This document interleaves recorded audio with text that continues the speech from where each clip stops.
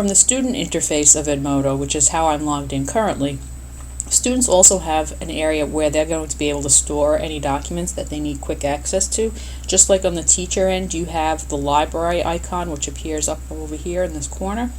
The student has something called the backpack, which is just essentially online storage place, cloud storage within Edmodo. So anything that they put in this backpack, they're going to have access to anywhere. So if we click on this backpack, right now this student is new, so they didn't put anything in their backpack, but it says here, add links and files, so you can access them from anywhere. And they'll simply click add to backpack, upload files.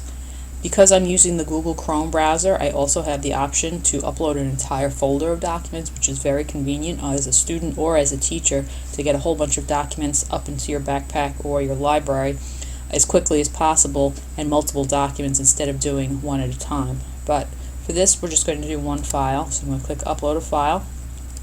Then I'm going to navigate to where my file is stored. Let's just say that this is a document that we want to put in. And that's once we see it here, we can click add.